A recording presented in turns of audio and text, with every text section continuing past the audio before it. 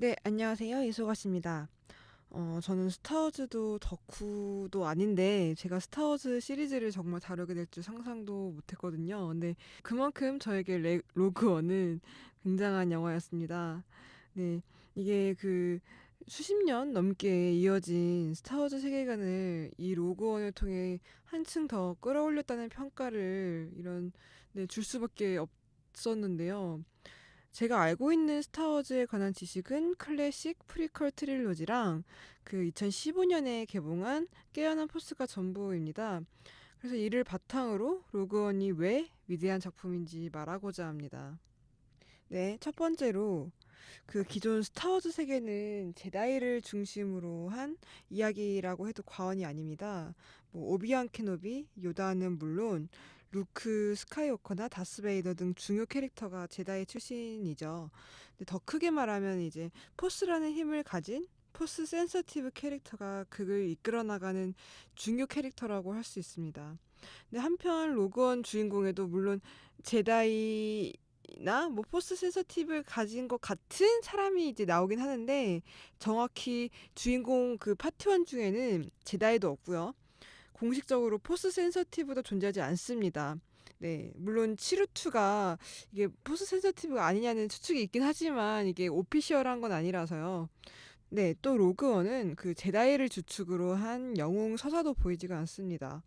로그원은 아버지가 제국군 과학자며 도망자로서 그 삶을 살고 있는 한 백인 여자와 다 무너져간 사원을 지키고 있는 동양인 남자 두 명, 반란군이지만 절대 선이라고 말할 수 없는 멕시코인 남자, 그리고 전향한 제국군이라서 스파이 취급을 받았던 파키스탄계 남자, 급진주의적 반란군을 이끌고 있는 남자 등 되게 다양한 층위의 사람들을 보여주고 있습니다.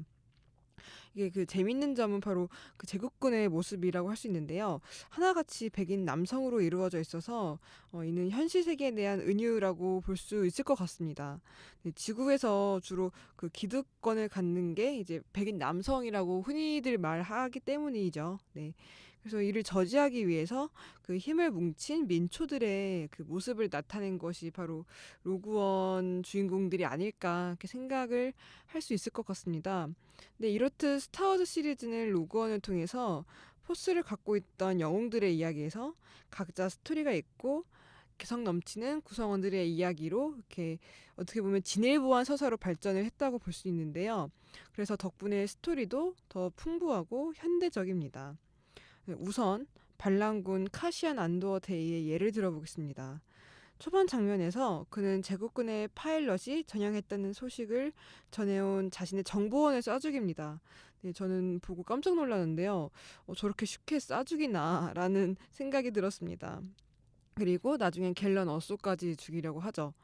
근데 앞부분에 또 짧게 출연했지만 소우 게레라가 속해 있던 급진적인 반란군 또한 마찬가지입니다. 전향한 제국군 파일럿인 보디를 고문하고 미쳐버리도록 좀 내버려둡니다. 이게 반란군도 대의를 위한다는 이유만으로 정당하지 않은 짓을 저지르고 있다는 면모를 보여주는 장면이라 할 수 있겠습니다. 이외에 보디와 케이트 에소는 적에서 아군이 된 캐릭터라고 할 수 있고요. 정치에 관심이 없던 진도 아버지의 메시지를 본 이후 바뀝니다. 그리고 치르투와 베이지는 뭐 다소 평면적인 캐릭터라고 할 수 있지만 뭐 베이지의 경우 후반에 그 치르투의 가마에서 포스를 믿게 됩니다. 그리고 저는 개인적으로 제국군 묘사도 좀 흥미로웠는데요. 그 크레닉 같이 권력욕과 야심을 아주 대놓고 적나라하게 드러내는 그 제국군 캐릭터를 처음 봤던 것 같아요, 저한텐.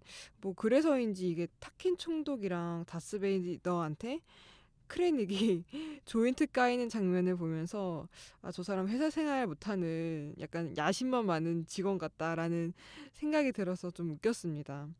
무튼 한평생을 반란군으로 살아온 사람, 어렸을 적 부모를 잃고 떠돌던 사람, 포스와 제다이가 몰락했지만 끝까지 신념을 버리지 않던 사람, 자신이 속해 있던 곳을 뛰쳐나와서 새로운 삶을 살려했던 사람.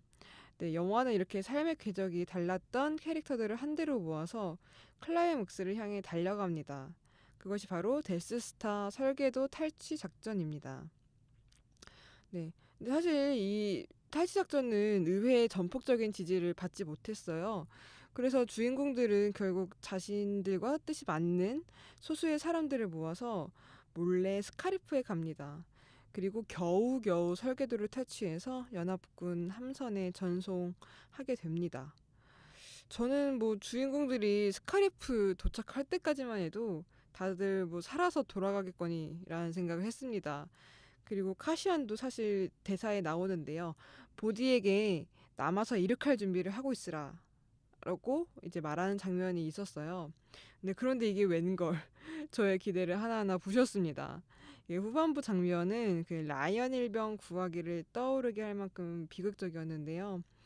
빼내온 설계도가 그 나비 효과처럼 반란군의 최종 승리를 이끌었지만 결국 그 작전에 투입됐던 많은 사람들은 네, 죽었기 때문이죠. 그래서 이 로그원의 메시지는 좀 강렬합니다. 이 우리가 누리고 있는 지금 평화가 이게 우리 전 세대, 뭐 아버지 세대든 할아버지 세대든 뭐 할머니 세대든 이런 그분들의 시간, 노력, 땀 그리고 피가 있었기 때문에 가능하다는 것을 보여주기 때문입니다. 뭐 다소 가벼웠던 분위기에 그 전통적인 스타워즈 시리즈에 이제 이번 개봉한 로그원이 무게감을 더하면서 스타워즈 시리즈는 더욱 다양한 이야기를 풀어낼 그런 능력을 보여줬습니다. 아, 뭐 물론 영화에 아쉬웠던 점이 없다는 건 아닙니다. 제가 너무 좋은 말만 했죠. 네, 그럼에도 불구하고 로그원은 단순 스타워즈 시청자였던 저를 이 세계관에 이끌어준 어떤 정말 매력적인 작품으로 말하고 싶어요. 그래서 저는 벌써 두 번이나 관람하고 왔는데요.